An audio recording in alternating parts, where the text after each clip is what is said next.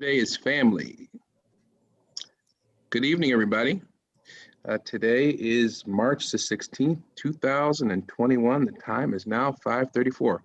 On behalf of the Board of Education, welcome. It is indeed a good evening.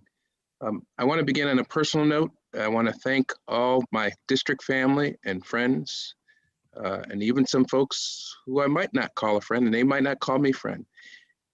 Grace is a wonderful thing. And I want to thank everybody who's reached out to me and my family in support of the loss that we experienced.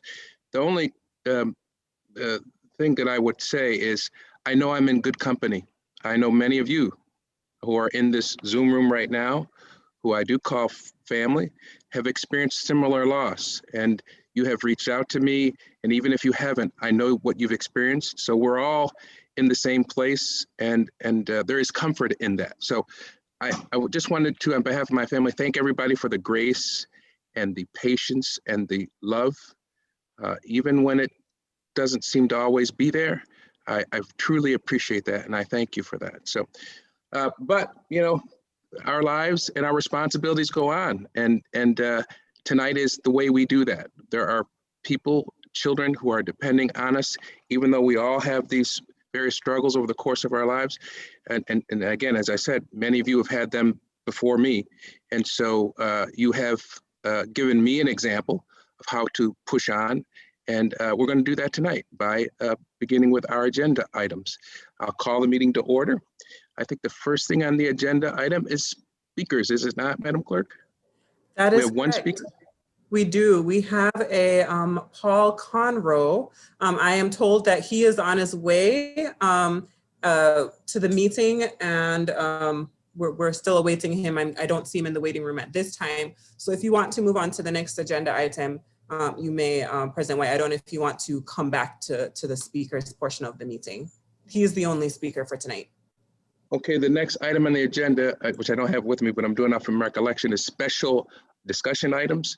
I know that Commissioner Powell had a committed funds resolution, which she wants to bring before the board eventually. The proper way to do that is to have it go before finance. Obviously tonight, and I've talked to Commissioner Powell, we would not want to put that additional burden on staff and on Commissioner LeBron tonight. So unless Commissioner Powell would like to add any additional brief comments, my goal would be to ask Commissioner LeBron to consider finding a date which this committed funds resolution could be first discussed in finance. And then of course, it would eventually find its way before the full board. Commissioner LeBron, do you think you might have some time in a future agenda to have the full board discuss this? So I actually don't think that we should have a resolution in this format, especially through finance. And in looking it over and talking with the state auditors, their recommendation is that this board actually take the actual time necessary as a board to move forward and understand how we even want to move forward. Do we want to continue to pay as we go? Keep the cost limited to a certain percentage? Look at our streaming revenue.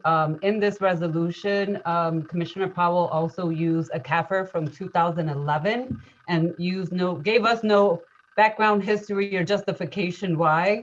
But finally, what I will say, because the state auditor sent me lots of information to look over, including the GFOA's actual materials that they have created for school boards across New York State, is that we should be tying this back actually to the fund balance policy, and we should not be winging it through a resolution. So no, I personally do not want to see it on finance at this time. I would personally prefer that it goes through the policy committee and not as a resolution. And also can I just also add, with ample time for this entire board to be brought up to speed about what we're discussing, what it means, a historical context of what the district has done to pay these funds in the past and how it has budgeted, so that they have a comprehensive understanding of how we move forward in budgeting this. Before you respond, Commissioner Powell, Commissioner LeBron, that's exactly what I was proposing. I was not suggesting that we talk about it tonight. And in fact, you've obviously looked at this issue and you've given it some thought. And I agree with you, with your sentiment, that other board members ought to have the similar opportunity to do that. So there was no intention. certainly not on my part. When I spoke to Commissioner Powell today, she was like, no, it's not to go on today. But other board members, you're right, we're all in agreement. Other board members ought to have the time to deliberate over this and talk to other people as you have. So the plan was not to do that tonight. The plan was to find an opportunity and a time on finance's agenda to do that. If you choose not to accept it, I've never been in the business of, and none of our colleagues have been in the business of forcing an agenda item down a chairperson's throat. As you all know, the long practice has been to ask the chair if they're willing to accept it. If they're not, we've never had that happen before, but if they're not, as board president, I can certainly put on an agenda for the full board. Commissioner Powell? Actually, that if it is your prerogative, if you're willing to allow her not to put it on a finance committee agenda, then it's certainly your prerogative to put it directly on a business meeting agenda.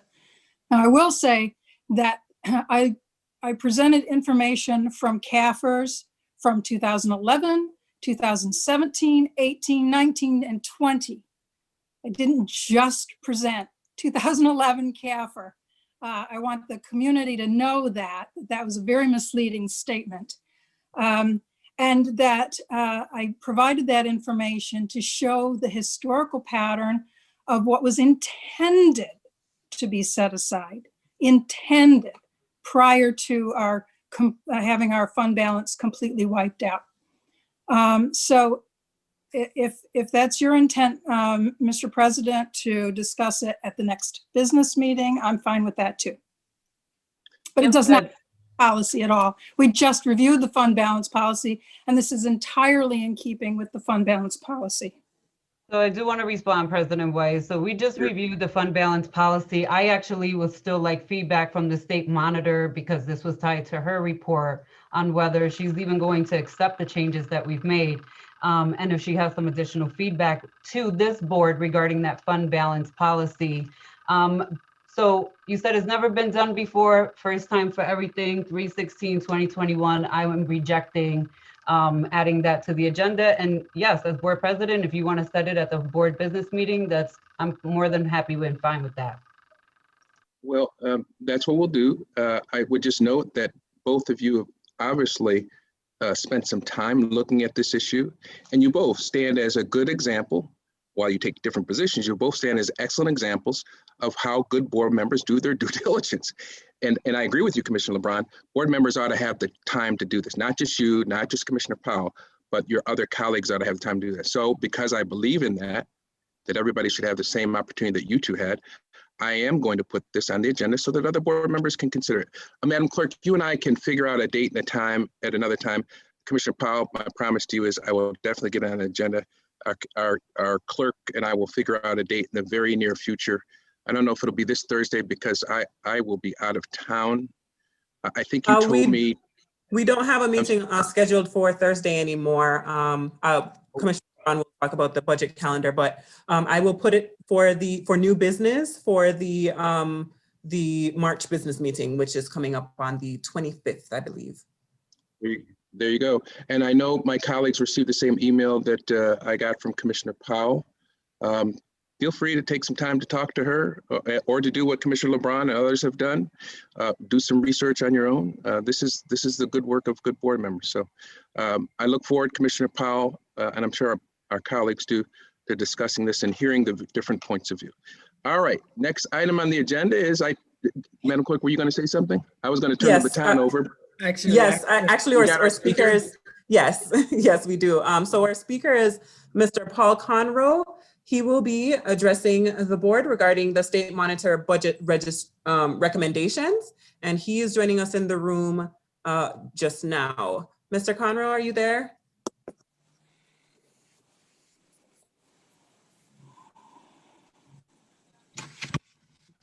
Mr. Conroe? Just give him a little time. So our speaker is Mr. Paul Conroe.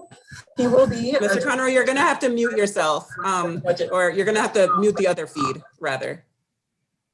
The other feed is interfering with the feed right now. You won't be able to listen and talk at the same time. Yes, I'm here, and I'll close that up. Sorry about that. I'm actually at East High School catching my daughter's volleyball game, so I'm sneaking this in. Thank you for accommodating that. Wonderful. You have 3 minutes, sir. Oh, 3. All right, I made it for 2. Thank you, everybody, dear board members, Superintendent Myers-Small and Dr. Jallo. I applaud the district's intention to reach out to parents with surveys about school configuration plans. But I think parents do not need to give input at this point because every parent at heart wants the same thing, a great education for their child. This is what I believe every parent wants to hear, see, and know about their schools in the RCSD and really anywhere. Every parent wants to be able to say, my child's school is great because it has dedicated teachers and staff. It has resources for art, music, band, technology, athletics, science club, etc. The school has to be equipped to help all children make gains in reading and math, science and social studies too. And the school is in the neighborhood and it's easy to attend a concert, an open house, or a special event. And finally, every parent wants to be able to say, my child's school is a point of community pride.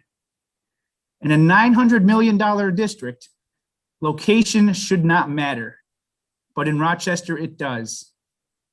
There is enough money properly spent to make every school great. And when all schools are great, the nearest school becomes the logical school for every child. Children can and want to learn. Demographics and economics do not change this basic point. Of course, it does matter that we invest and resource every school equitably. I stress equity because, especially with regard to reading, some schools may have a larger share of its population that needs more reading teachers to ensure adequate yearly gains. This lens of equity also applies to special education services. So let's get to how can we move forward? For the last 10 years, the RCSD continues to lose students to charter schools, urban suburban programs, and private schools. And we've done the lottery game for the past 20 years, where we know that that the system has been unfair for the students whose families don't participate. So I think, Dr. Jallo being here and the board, I think, is working tirelessly because we recognize the old system is not working. We need a clean break from the past and a logical, sustainable design for the future. And it really starts with budget. The state continues to give us more to provide a greater share of the district's funds, including my favorite point that I think we need to take a hard look at the return on investment in what was projected to be an $80 million a year transportation line. And I understand that the state gets reimbursed and it's a 10% thing, but that's state money that I don't think parents care much about how much time their kid spends on a school bus. Over the last 3 years, I've managed a $500,000 STEM grant at East High School. $500,000. Mr. Conroe? Yes. I do apologize, but your 3 minutes are up at this time. Thank you. Wyatt? Mr. Conroy, I know our clerk and other staff would tell you, you feel free to take your verbal submission, if it isn't written already, and provide it to the clerk, and we'll make sure that she'll make sure that every board member has a chance to finish hearing what you had to say. Thanks, man. Thank you.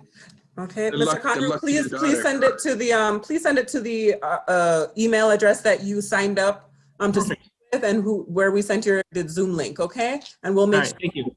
that Mr. Conroy, also Dr. Jallo gets it as well. Mr. Conroy, what was the score when you left? So my daughter's on the JV East team. I won't say what school they're winning against. It's an RCSD school, but they're 2 games to nothing. So I'll leave it at that. Okay, all right. Well, Thanks, good luck. And maybe not so much good luck for the other team, since they're both RCSD schools. Take care. Thanks for coming in tonight. Now, I think, Madam Clerk, the time has come for me to turn the gavel over to Commissioner LeBron. Is that right? President White, I do see that Commissioner Clark is trying to speak. Yes. I'm sorry, Commissioner Clark. Go ahead. Oh, no, that's okay. But I wanted to ask a question of Commissioner Powell before we left the other special meeting discussion, and that's on the resolution that's proposed. it indicates in the resolution that it needs to be approved before June 30th, 2021. And if we're going to consider this for approval, I mean, do we have to make sure that we schedule it? Well, I guess we do have to make sure we schedule it in enough time for discussion so that we could have a vote by June 30th, 2021. And I guess that's question is to you, Commissioner Powell. Yeah, thank you for that question. We have ample time because this is not a policy adoption.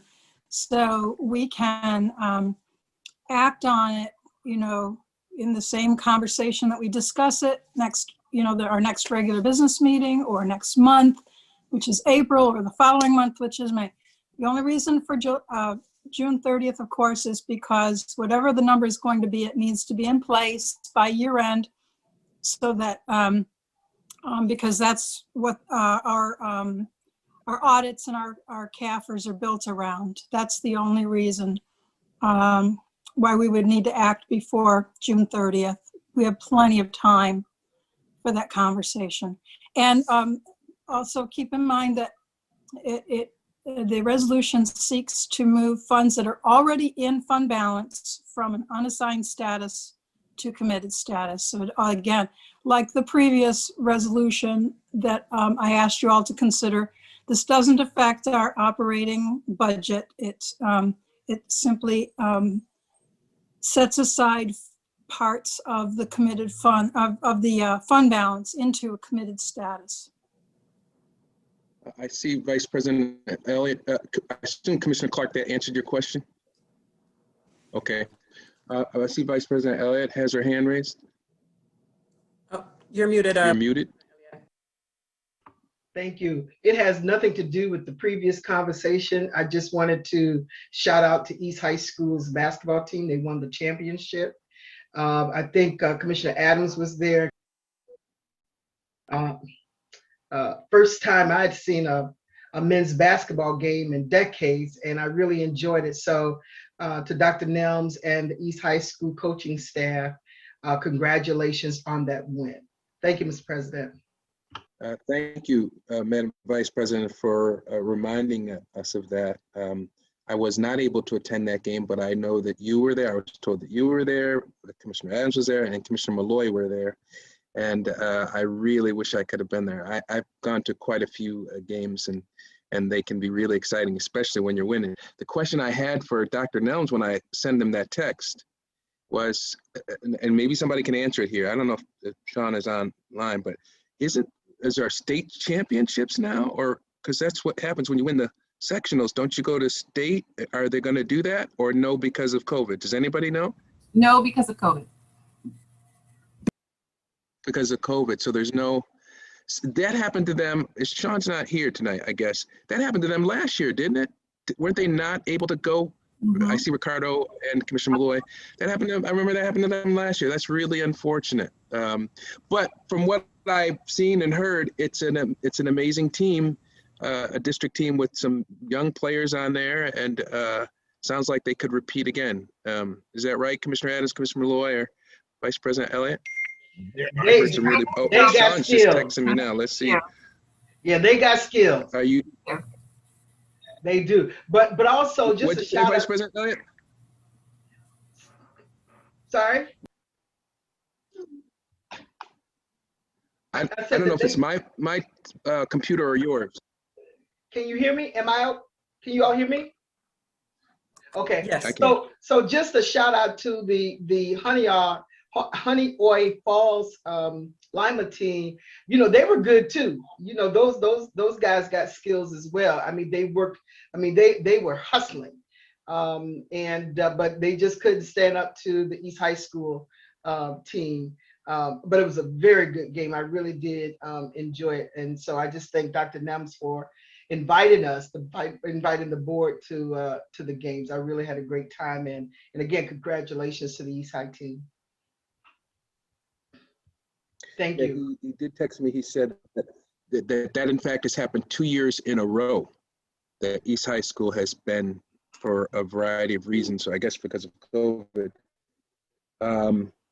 He sends me another text here.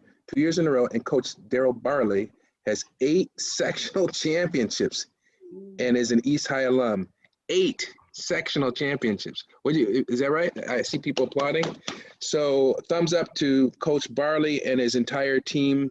And we are honored to be a part of the district family that has such a phenomenal team. And we hope and pray that next year they are able to return, and it seems like they will, and they can go on and win the state championships. But for this year, we are very proud of you. Job well done. Now, back to the business of tonight. I'm going to turn the gavel over to Commissioner Beatrice LeBron, Chair of Finance. Commissioner LeBron.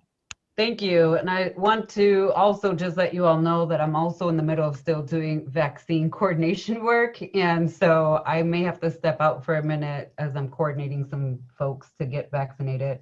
But I'm going to start with, we have no review in minutes for now. So we can probably look for those by the business meeting and pass the minutes by the 25th. Alert you all to the updates on the 2021-22 calendar. As you all know, I did send out a memo letting you all know that the budget unfortunately would not be out this week. So we were originally preparing to have the superintendent and Superintendent Dr. Leslie Myers-Smalls and Dr. Sean Nelms present their overviews. And as we're learning more information, which is unfortunately coming in little bits and pieces about these new CARE Act dollars, we had to put a pin on right now releasing the budget and understanding what the parameters around that is going to be and any impact on this budget this year. So with that said, I just want to go over the new schedule that we're proposing for the budget.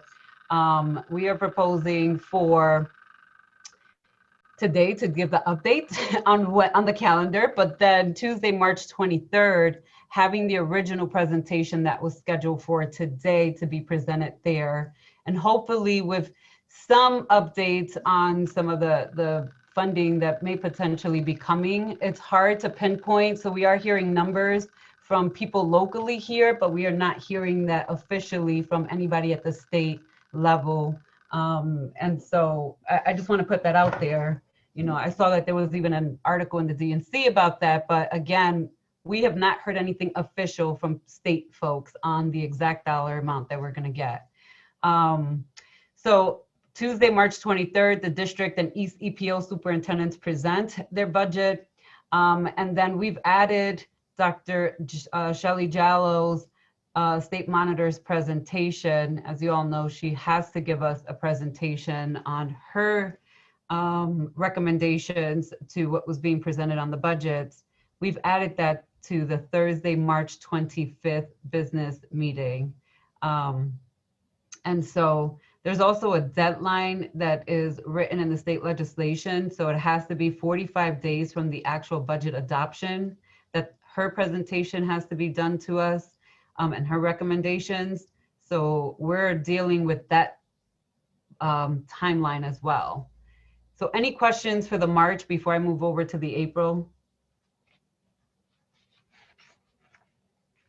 I don't see any hands. Okay, we're gonna move over to the April dates to go over them. So for April, the round one questions, the administration. So we're gonna start round one for board questions to the administration. They're gonna be due on March 29th by 5 p.m. And those are usually funneled to our board staff and they prepare that and then transfer it over to the administration. And just as a reminder, we do publish these now. So that was not something that had been done before, but we do publish it on the Rcsd website. So rcsdk12.org /budget. You should be able to find the board questions and the administration answers. And so this is just a reminder to the community as well. Round two, not round two, but April 2nd, these are the April dates back and forth. So administration has to respond to the Board of Education by 4/2, and it's a very fast and tight turnaround for us. So it's going to be really critical that we get all of our questions for round one in on time, because my expectation is that administration is going to respond on time, and it doesn't give them a lot of time to respond to the questions. So I just want to put that out there. So same thing, round 2, round 3, back and forth. But Thursday, April 1st is the deadline to provide the proposed budget, the state monitor's finding, and any budget amendments to the public via the website. That is also part of the state legislation. And it has to be done 7 days from the public hearing. So the community has to have at least 7 days to review both the proposed budget and the state monitor's findings. And I just want to put that out there. So Tuesday, April 6th, we'll focus on operations and general support budget, maintenance, transportation, general support, debt services, employee benefits, and the budget deliberation session will be focused on those topics. Wednesday, April 7th, the 21-22 instructional and special education budget and a budget deliberation session. Then we'll have the traditional budget hearing.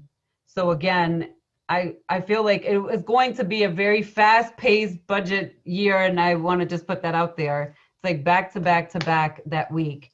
And then April 20th, we have the Finance Committee meeting, and we're going to reserve space at that meeting as well for any final discussions or updates that we may have at that time around the budget. Any questions before I move on to May? Yes, Mr. Clark. Yes, I'm kind of relatively new to this. I noticed that you have round 1, 2, and 3 rounds. 1 and 2 ending on April 9th. But below that, it says the deadline for the budget is April 1st. How does that work? So let's go back up so that we can clarify. So we will have the budget next week, Mr. Clark. So the budget, along with the state monitor's findings, all of that has to be comprehensively put out on our website for the community and parents to be able to find it and review it. And that's tied to the state legislation piece. We will make the budget available as soon as we get it. We also put it on our website. So the budget itself will be available to the public before that April 1st date.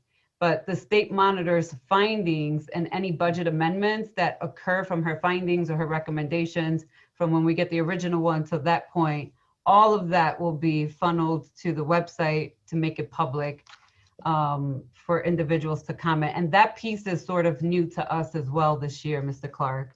So that is part of the state monitor's requirements and the state legislation, how it's written, that we have to put her recommendations and findings out to the public.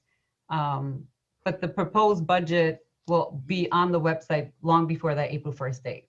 Okay, thanks. Yeah. So thank you for asking that, because I think other folks who are maybe looking at this as well may have that same question in the community. And then May, we're going to do the memo with board concerns. Historically, this document was a memo to the administration for the board priorities. We do have a fiscal plan and fiscal goals this year. So the administration is fully aware of how that budget should also be tied to the state monitor's fiscal plan, the strategic plan, the academic plan, and the board's fiscal goals. So this will remain as a board concern. And that memo will go out on May 4th. On May 10th will be our special board meeting for the budget adoption. On Tuesday, May 11th, so this is a tight turnaround as well for the administration. They then have to transmit that budget over to the city. And these are the city dates that they provided. Thursday, May 13th, it will be the final budget is due to the city as well as 33 days before city council approves it. Any questions on the May dates? Okay, June dates, last of the last. That is RCSD's budget hearing with City Council. That will happen Wednesday, June 9th. It is a public hearing. It starts at 5:30 p.m. Now, these meetings are typically open to the public and they're usually at City Hall, but obviously I'm assuming, and we have not posted this yet because I don't know if this is going to be in person or via Zoom, but I'm going to assume that if it's over Zoom, it will be broadcasted live so that the community has the ability to watch as well. On Tuesday, June 15th is City Council's budget approval at 7:30 p.m. They also set that date. And then sections of the book that would be reviewed. These are the sections in the different rounds, and these are the sections for the questions in the different rounds as well.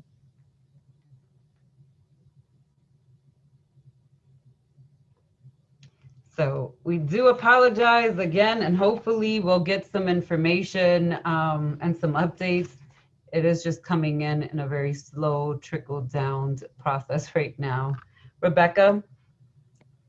Just a quick question about the sections. What does that refer to? The 1 through 4 and then 5 through 7? Yeah, the budget book is sectioned off. So there are tabs that say section 1 and headings and section 2, section 3, section 4. That's what we're following. Yeah. Now, what if I can also, yeah, go ahead. Yeah, if I can also help to clarify as well. So the rounds are for the board questions. That really does help to organize what questions are being posed when. So the dates in green, that's what guides the rounds. So even though the deliberation sessions are on different topics, so this year, this is the first time we're doing that, where the budget deliberation sessions are by theme. So we'll be discussing the operational and general support budget, transportation, operations, maintenance, debt service, and employee benefits. That's what's going to theme the deliberation session. And then the second deliberation session on the 7th will be on instructional and special education budgets. And that will be the theme. But for the questions, and that's for the budget question log for the board to submit questions to the administration and receive responses, those are tied directly to the sections of the budget book. And that is to allow for a more organized review of the budget book and make sure all the sections are addressed. Does that help, Rebecca?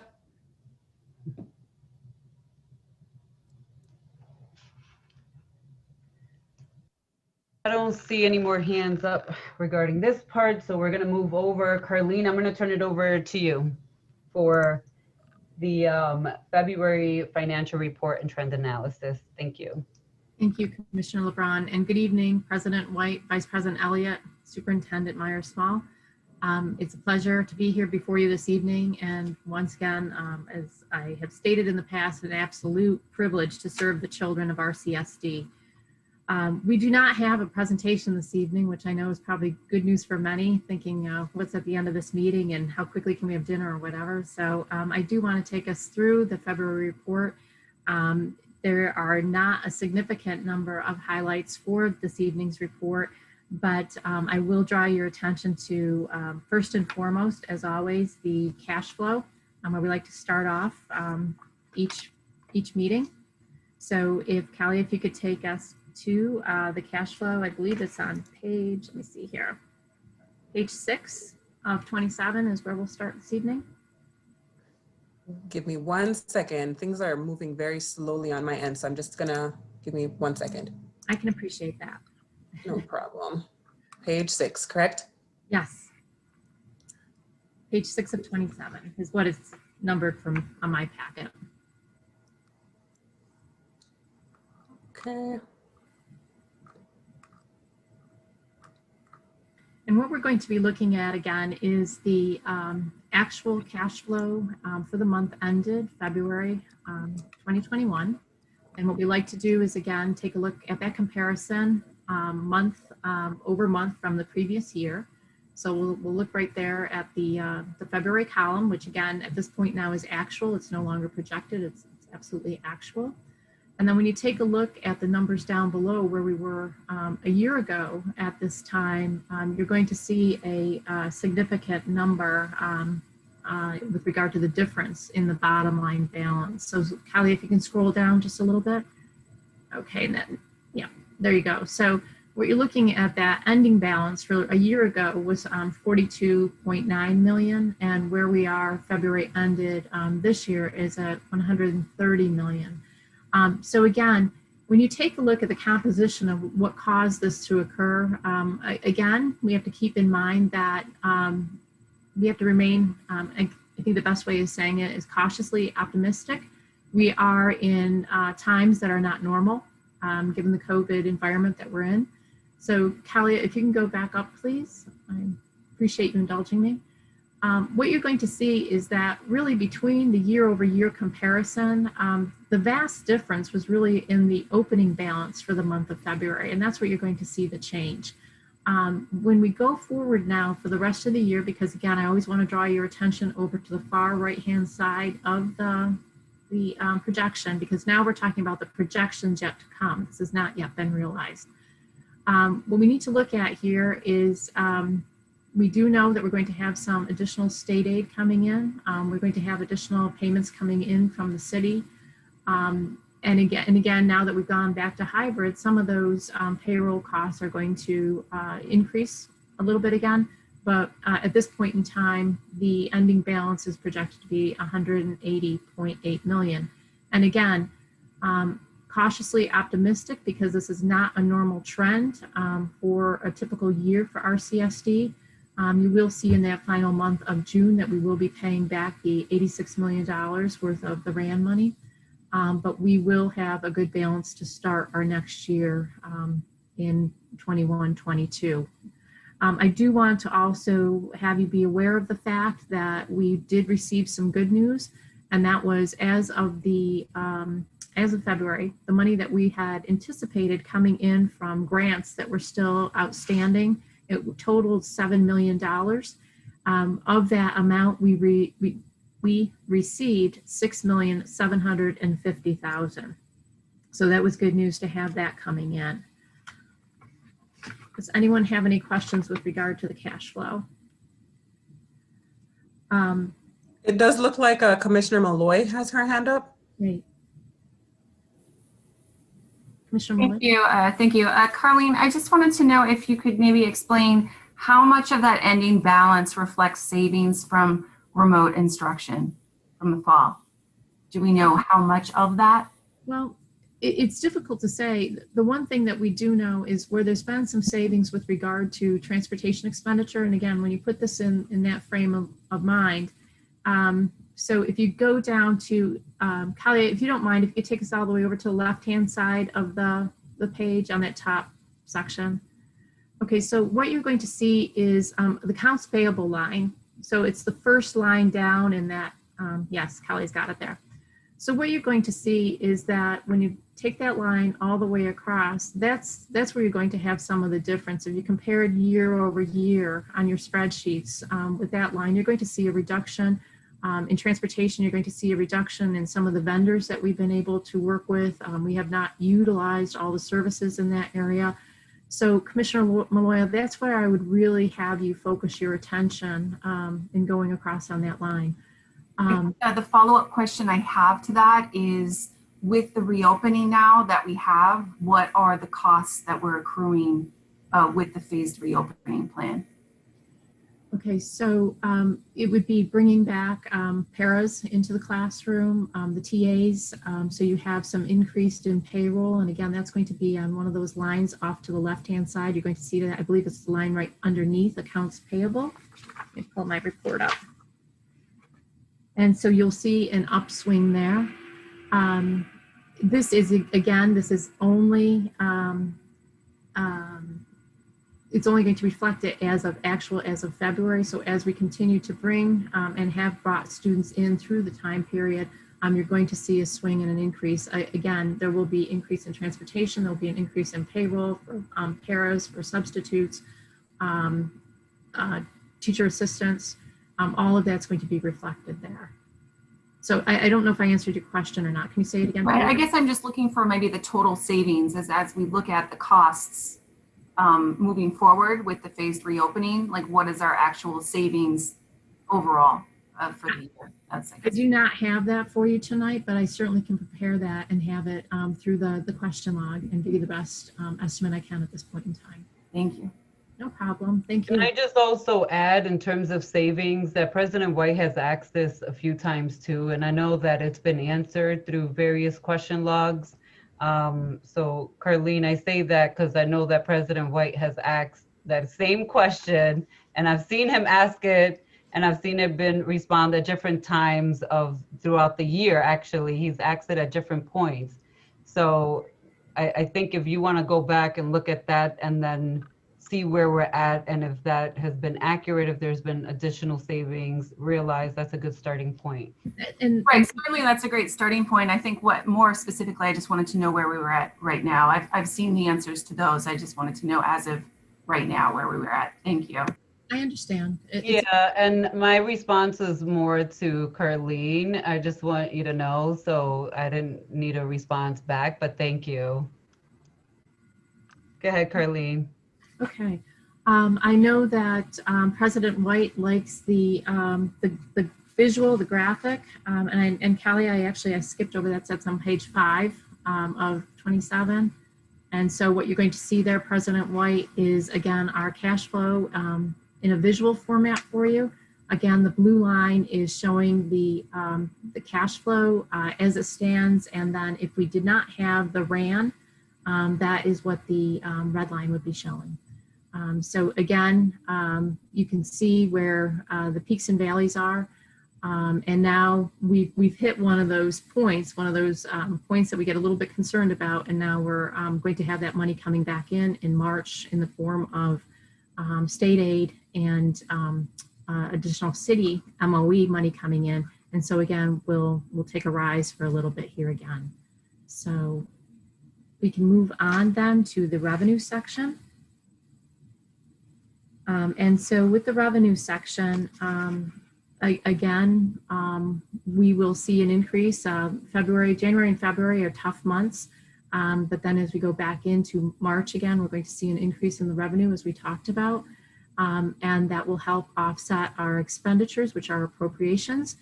And just so that you all know, we did enact our cease in spending February 15th.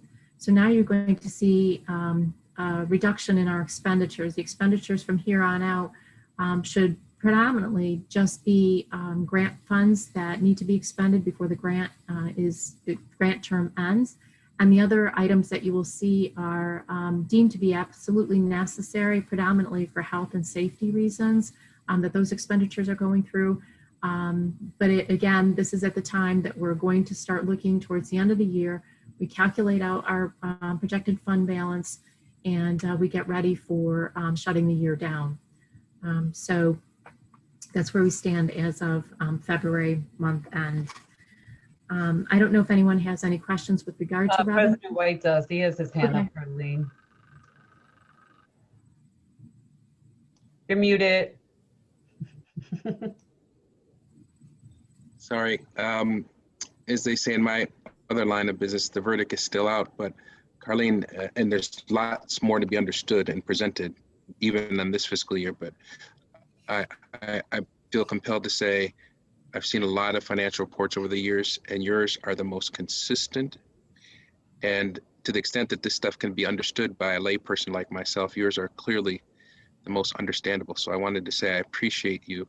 Although we've had some disagreements on occasion about the district's finances and how we should go about it, I have never disagreed, and have always really appreciated the real hard work you've put into detailing our finances and making them user-friendly to people like myself. So I wanted to thank you for that.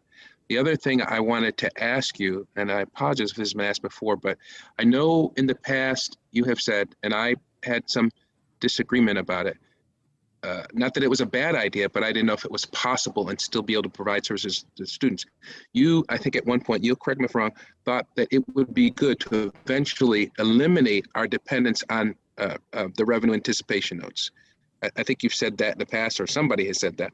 Do you think that that will be possible this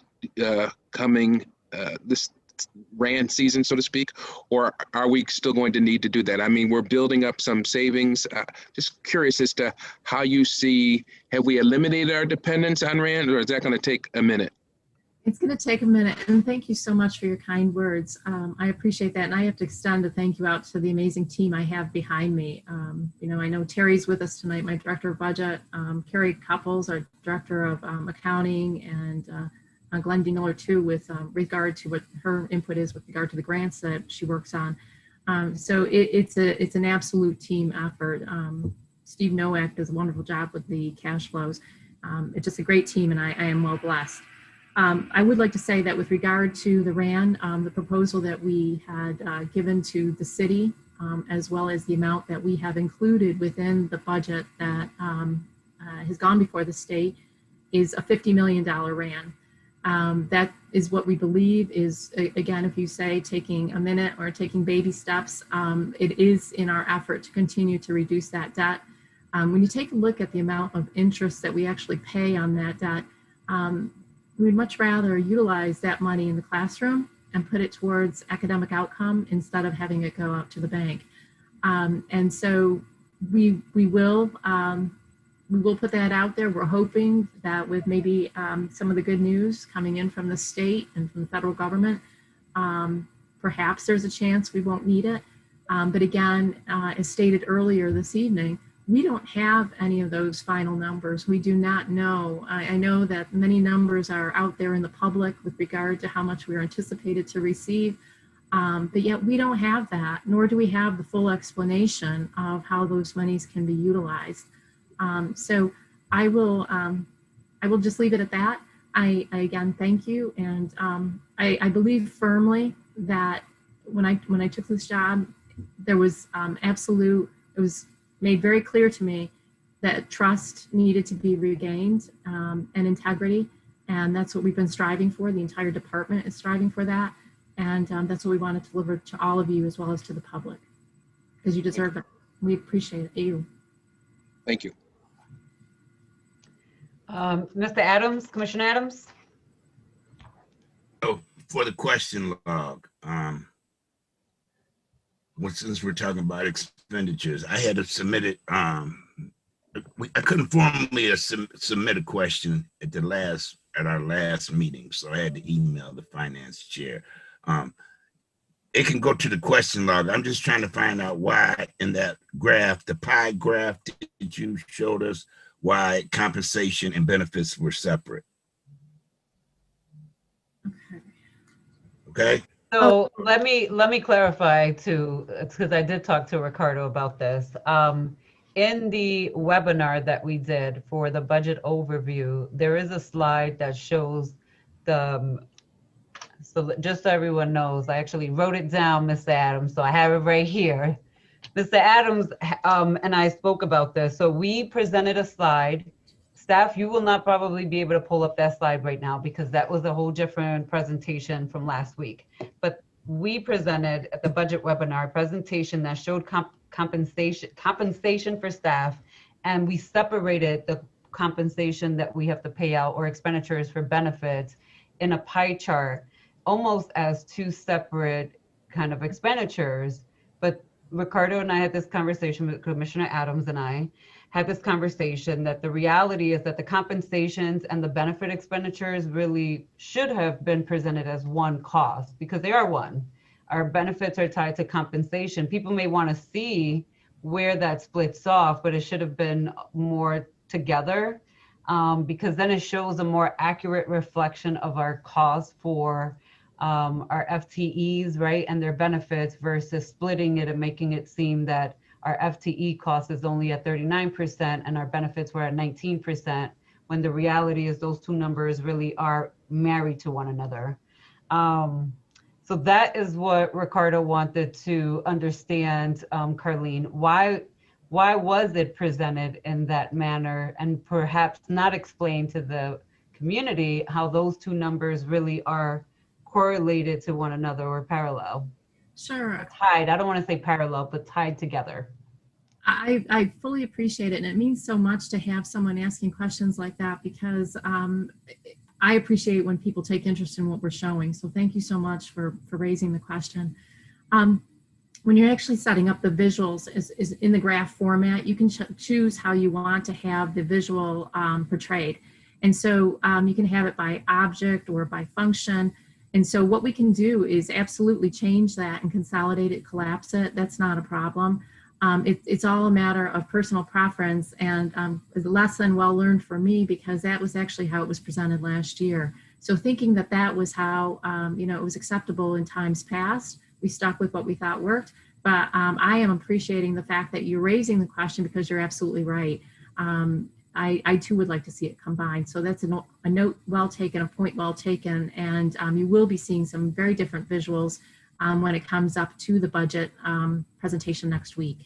So thank you for raising the question, but you're right, it should be combined. It absolutely can be. Commissioner Adams, does that answer your question, or do you still want it officially in the question log? Can you hear me? Yes. Okay, my internet is really crazy right now. That answers my question. Thank you, Carlene. No problem. Thank you for asking. I don't see any additional hands up, Carlene, so if you wanted to continue. Yes, so then as we continue to move through the report, appropriations are pretty standard again this time around. I don't know if any of the commissioners have any questions with regard to budget transfers. I think that's becoming more of a common sight now within these packets, but certainly if you have any questions, I am very happy to answer them for you. And if I don't know the answer, I certainly will get it back to you. The one last item, thank you, Kalia. I do think that this is an important document to go over. I appreciate Vice President Elliott asking for this some time ago and to keep this in the forefront of our attention. And this is the charter school update. So we changed the format a little, but again, I'm open to suggestions on how to make this more clear, because the tools that we give you are just that. They're tools for you to utilize. So it's very important that we're delivering them in a format that's easy for you to understand, so you can speak to the public with regard to what we're showing. So what you're going to see here now, as of March 1st, so in the center of the page, you're going to see where the enrollment went down just a little bit in the charter schools from the 6749 that we had in January. We're now down to 6740 in March. We anticipate that amount to hold flat for the remaining portion of the year, based on what we actually had budgeted at 6,714 students attending. Because we are over, we're seeing that we are projecting and experiencing a variance of $50,000, in excess of $50,000. So again, it's complicated, and that's what some of the summary down below is going to refer to, is that there's a portion of a child, if you will, if a child comes into a charter school now, they're charged for that tuition from here on out. So it's not the full rate, it's at a prorated basis. And so that's what that explanation down below is going to share with you. We are continually keeping an eye on our enrollment at the charter schools. You will hear this during the budget presentation within the next few weeks, but there will be a total of 8,000 seats available in the charter schools in this next year, of which we are anticipating filling 90%. And so that would bring us to a total of approximately just under 7,200 of our children attending charter schools. So you will see a spike again in the increase with charter school expenditures. We know that the tuition rate is coming down this next year, but we have not yet been given that amount. But we have to keep in mind that our reimbursement for transition to charter school aid is also going to be reduced next year. So we have to continue to keep an eye on that line. Carlene, I see two hands up. So I'm going to go with Rebecca first, and then Vice President Elliott. Okay. Commissioner Elliott, you've been waiting. Why don't you go ahead?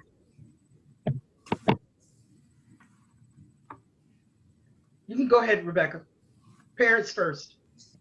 Sorry, thank you. So my question should be real quick. What was the charter school number last year, in comparison to the 6,308 I from don't the have beginning of that. this year? I don't have it off the top of my head. I would appreciate that going into a log, and I most certainly will get it for you. It's easy information to obtain. I just don't have it with me. I think just seeing the percentage increase would be helpful. I might be able to just comb through some emails and see if that's something I can quickly get, but if not, we'll respond to in the log, okay? Thank you. Actually, a 10% increase, close to that. Vice President Elliott? Yeah, I'd just like to continue to put in the public and to our district. We have an opportunity to save almost $100 million if our program was competitive. And because it is not competitive, parents walk with their feet to charter schools.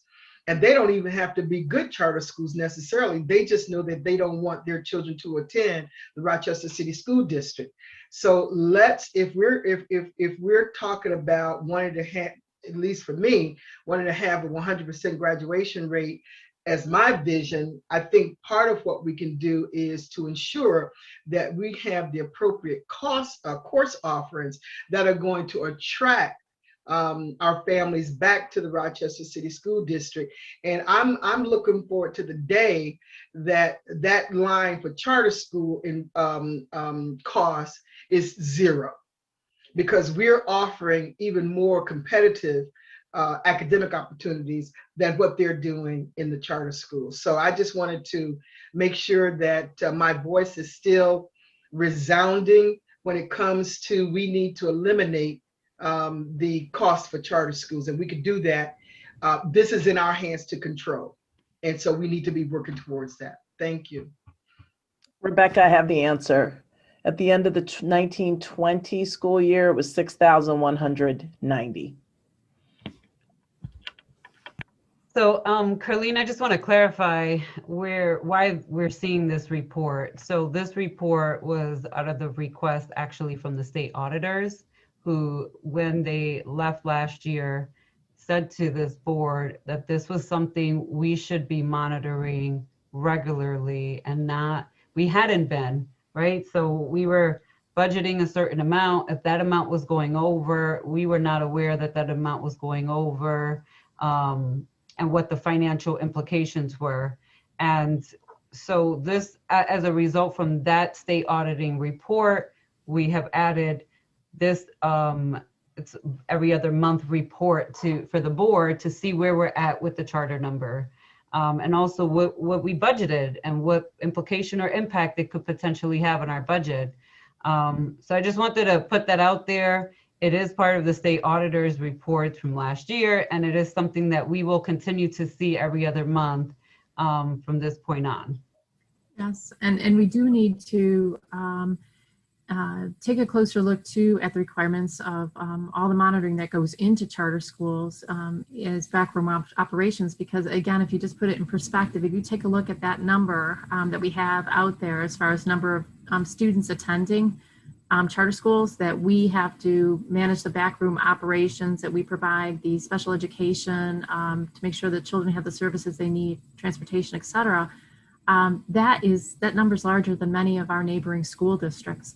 And so again, I just want to draw your attention to that, to put it in perspective, that what we have in charter schools that we tend to is larger than our neighboring school districts, many of our neighboring school districts. So thank you. Right, thank you. Any other questions on this before we move forward? Again, we'll see this report again, most likely April, May, probably May. It'll be 2 months from now. No other questions? All right, we're gonna go in the finance resolutions review. We are a month ahead now, so we'll be looking at April's resolutions, and if anybody has questions on those.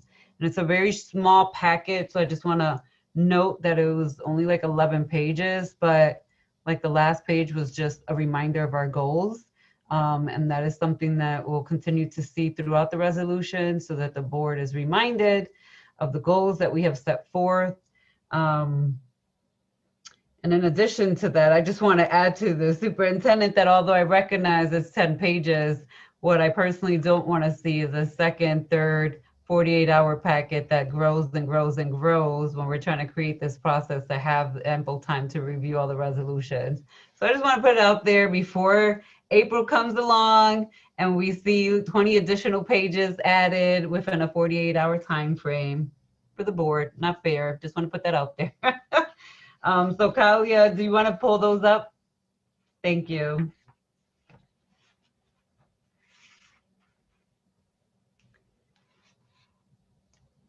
So does anybody have questions on this resolution?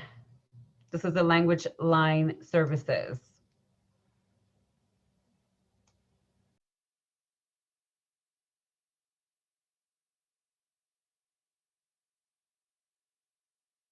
No questions? Rebecca? Sorry, I was trying to get the hand up thing. Is this something that is covered by a grant, or in order to access the funds of that grant, we have to have a contract with this company? Dr. Myers-Smalls, I don't know who you want answering this question. I am just going through. Okay. This one is, this would be, I believe, Melody. Title III, yep. Yep.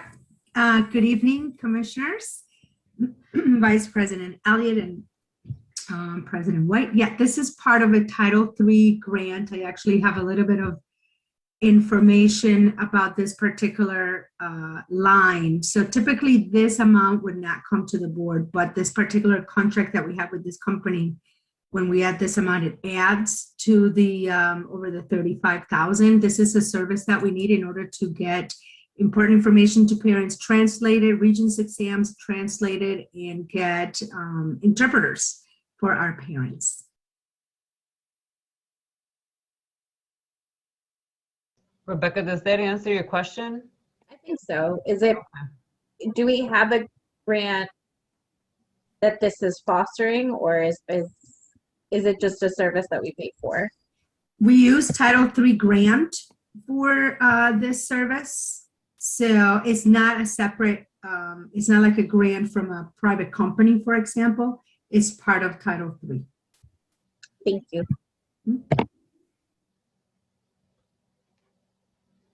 Okay, any other questions? All right, Talia, you can move on over to the next one. This is for the New York Leadership Academy and I see Bank Street College, but this has come up before. I'm gonna let you all, oh, go ahead, Mr. Clark, I see your hands up, Commissioner Clark. Yes, in reviewing this, I know it's essential to build that pipeline for our school building leadership. How successful have we been in the past, using this program? Because I know it according to this, it's approximately 15 teachers that aspire to be principals. And my question is on the effectiveness of this particular program. So that's, thank you, Commissioner Clark. I'm going to ask Chief Shirley Green to come on screen along with Deputy Superintendent Janelle Morris. But one of the things is, just given our, I can start off by saying, given our current status as far as some of the reductions that we've made, my understanding, and I can be corrected, that we haven't been able to hire anyone through this pipeline as of yet. But I'll defer to both Chief Green and Deputy Superintendent Morris. So good evening, Commissioners. In terms of the NYCLA partnership, which is part of the P20 grant, this will be our third cohort. The first cohort included assistant principals, and I could say that currently approximately 5 principals have gone through this program and are sitting principals. The second cohort was a group of teachers who were aspiring to be assistant principals.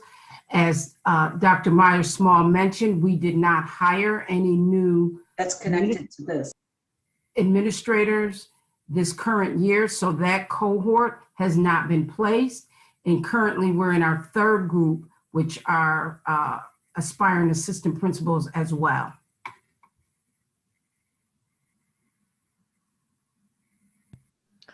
Commissioner Clark, I did want to, oh, I'm sorry, you were about to say Oh, something. no. You go ahead. I did want to say, though, that as a part of the state monitor's academic plan, we are, one of the recommendations is to create certainly pipelines for not only school building leadership as well as district office leadership. So under Dr. Miller's leadership, we're just continuing to look back to figure out how to fortify that. But again, as I mentioned, we just haven't had the openings to be able to do so, given how we've been dealing with staffing and layoffs. Somebody's upset, your dog. But They are. No, one of the reasons I was asking the question, I actually served on the state ed commission that looked at school building leadership. And I know one of the things they talked about was micro-credentialing and selecting the proper individuals to go through the program in order to be effective. And hopefully, some of that has made its way into these Leadership Academy programs. I don't know if there's anything else you wanted to add, Shirley. Dr. Green. No, that's it. Thank you. Okay. So I did want to add, I don't want to keep rehashing the conversations around this program. I do appreciate the individuals who have gone through it and have come out to speak to the cohorts in the past. But I'm also not interested in us having a program that we then are not connecting individuals to that pipeline. And why I just want to understand, when is this program going to end? We have not done its due diligence with it, but I just need to understand what the update on that is. And I also want to point out that it really started fundamentally under some different leadership. And it has gone as a program under different individuals to supervise and roll it out. And so I can say that the individuals that were running it in the beginning had a very strong, I don't want to say strong, I had a different vision than where it's at now, but I also don't understand where it's at now and how it's going to roll out, given the fact that we are, we have laid off individuals. So how are we supporting them and then putting, I don't know, it's this weird cycle that we're in. And I just need to understand, Dr. Myers, like, hearsay is to be fully executed through September of this year. Does this end the program after this?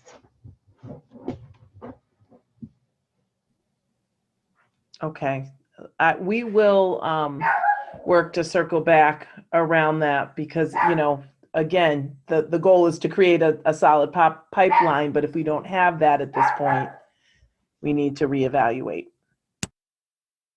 Yeah, and I get that. And I just, again, nothing against the individuals, because I will say again that the individuals who have stepped up to do this work, I think have been amazing. I would love for them to be principals, but then we also are trying to downsize. So again, then I have to wonder, why are we then doing this if we don't have those opportunities for them? And if there would be a way to support this type of opportunity collectively with other school districts, right? Like we all then chip in, and then we're all training individuals that can create diversity at other school districts. But unfortunately, it is not going to be with us. So how do we then create, and I don't want to say just end it and like we just throw it away. So I just want us to really think about how can we support this effort in a different way. Otherwise, I feel that we're doing it in vain. And also there's so many other things that we could be doing in this district at this point and that we need to be doing. So Commissioner Powell. Yeah, I want to approach this particular resolution from a different standpoint. We all know that it takes multiple years to get a teacher credentialed as an administrator. We know that we're downsizing now, but we also know that we have retirements and people certainly within retirement age right now. I mean, building administrator is not the entry-level position. So you're going to have older workers all the time in the administration ranks. So is there time between now and our business meeting to pull together a data map of what our projected need for administrators is next year, the year after, and 3 years out, so that we can get a better sense of whether this program needs to be around? You know, it would be a sad thing to do to end this program today, let's say, because we think we can't afford it, and then realize in 2 years' time we need new principals because of retirements. And oh gee, if we'd left the program in place, we'd have had them by now. Dr. Myers, I just want to remind you that this resolution doesn't come up till April, so it would really be by the April business meeting when we would be voting on it. Okay. So to Commissioner Powell, to respond to your question, there's really a couple ways that we can look at it, or through two lenses that we can overlap. One, we certainly can just look at what has happened historically, to say on average we have either retirement, attrition, promotions of this particular, principals, assistant principals, and I'm not even sure which particular groups of administrators. I'm assuming just school administrators is what you're interested in. Mm-hmm. The only other thing that we can do is just to look to see who's eligible, but we know that that's not, a determining, the sole determining factor. But those are really the two ways that we can look at that. Certainly, Dr. Miller, if there's something I'm missing, correct me. Would it be possible to do a survey, find out how many people postponed retirement because of COVID, because of their retirement portfolios shrank during the economic crisis, and how many people intend to retire in the next couple of years? That's another way you could go about it, is to do a survey. Yeah, I would add, I would just jump in to say that we always want to be thinking about succession planning, and we do anticipate a significant number of potential retirements this year, including of some principals. And so we always want to be prepared to have the bench ready. And I would say we have work to do to ensure that our assistant principals are ever ready to step up into the role of principal. And in addition to the kind of work that is outlined through the Bank Street program, the independent monitor has also identified, and we've identified, the need to focus on turnaround leadership development. And that's a particular set of skills and competencies that we need to develop in our leaders to ensure that they can do the work that needs to be done in our schools to turn their achievement around. So Dr. Black, the Chief Academic Officer, and the school chiefs and I are working together through a task force over the next several months and into the summer to ensure that we're thoughtful about what we're providing in terms of professional development to our principals, and then what we're providing to our assistant principals, because their development and needs are different. And then how are we working with our teacher leaders to ensure that we're developing them to be ready to take on building and district leadership roles. Fourth, how are we then also supporting our central office leaders? We're not doing that work right now in a strategic, organized fashion, and we need to be. And so we're working to develop a plan for that. So I think down the road, that work that we do internally and that we involve our own leaders in developing and delivering and using our excellent principals to share their good work with others, and use our own talent to help with some of that. That's the work that we're hoping and planning to do over the coming months and years. Thank you, Dr. Miller. Okay, So we can probably move on to the next resolution, which are operations and final payment. So this is the final payment one. Any questions on these resolutions?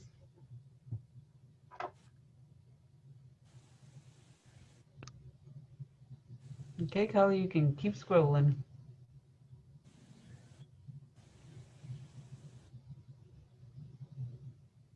And that's it. That concludes the April packet. So again, this is why I made the statement that I made, that it's a very small packet, which is nice. But if it doesn't stay small and it continues to grow as the weeks move on, then that kind of defeats the purpose of having it 2 months in advance so that we have the ample time to review it all in greater detail. And so that concludes the Finance Committee meeting. I'm turning it over to you, President White. Do you have any new business? Oh. One thing, before you go, can you just get a motion to re-accept the budget calendar since we did make a couple of changes? Yes, that's a good point. Thank you. Can I get a motion to approve the updated budget calendar so that we can post it live on the websites? So Motion.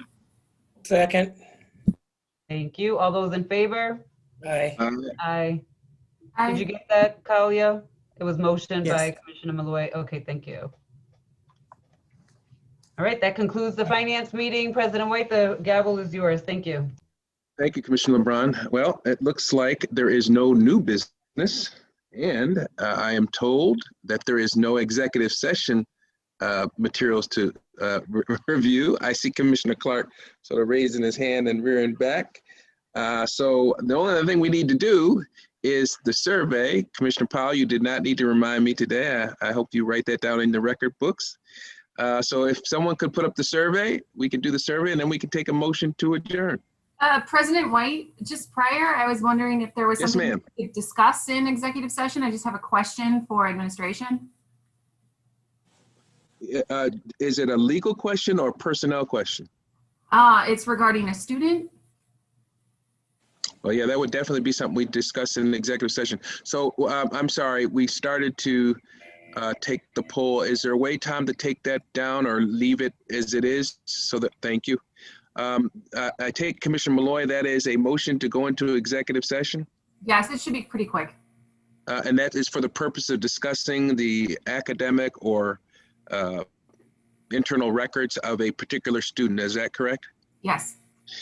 For those who are watching, we are not allowed by law to discuss students' academic records publicly. That makes sense to everybody. And we have to therefore do that in executive session. So is there a second to that motion? Second. I see Commissioner Clark saying yes. The motion has been moved and seconded to go into executive session for the purpose of discussing a student's academic or internal CUME file, I guess is what it would be called. And so all those in favor of doing that indicate by saying aye. Aye. Aye. Anybody opposed? Okay, folks watching, we're going to go into executive session. We are going to come back, do our survey, and then we are going to adjourn. So for the rest of you folks out there, I would suggest you turn off your computers and go attend to your family. But if you want to, we'll be back after executive session.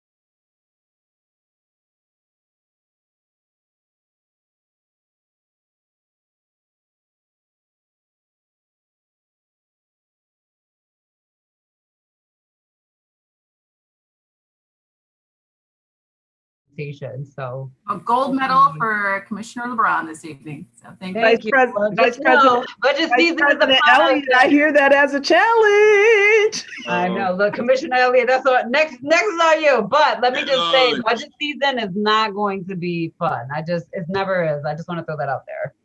It's going to be lengthy and very fast paced. We're live, folks.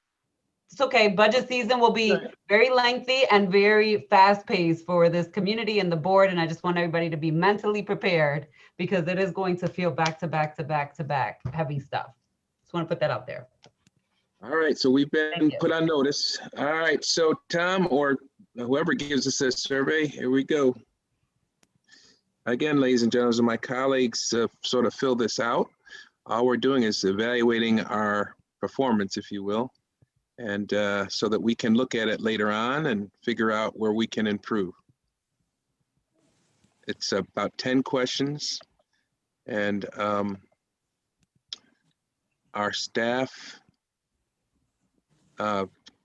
tabulates the responses and we review it later on.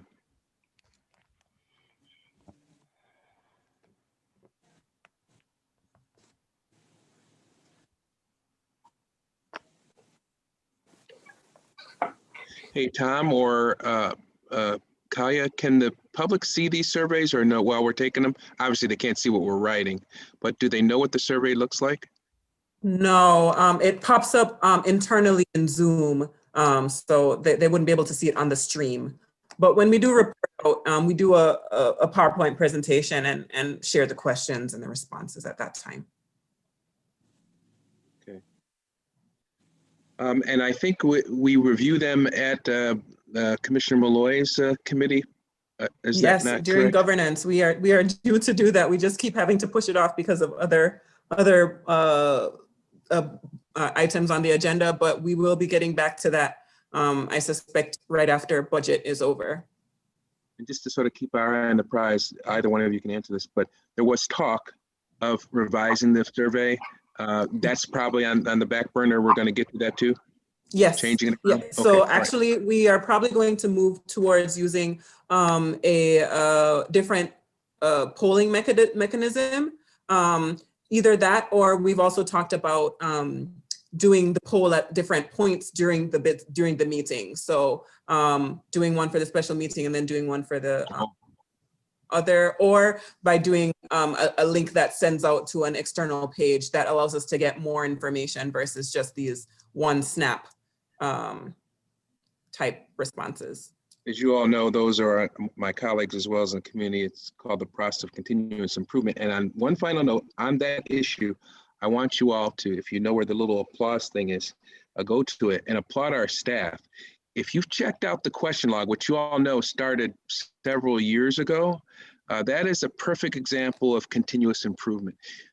They have modified the question log such that you can push a tab and go to your particular questions. They've really gotten high tech with it. And I just wanted to, on behalf of the board, thank our staff for figuring out ways in which we can get better, even at the things that have made us better. So I saw Commissioner Powell figured out where the applause sign was. I see Commissioner Clark. I'm sure everybody thanks you, Kaya, and your staff for the good work that you do. And on that note, unless there's any other kudos that are going to go out tonight, and I'll check, or questions, I'm going to take a motion to adjourn. So moved. Second. Commissioner Adams, and then I think I heard Commissioner Clark. All those in favor of adjourning indicate by saying aye. Aye. Bye. Good night, everybody. Good night. Be safe.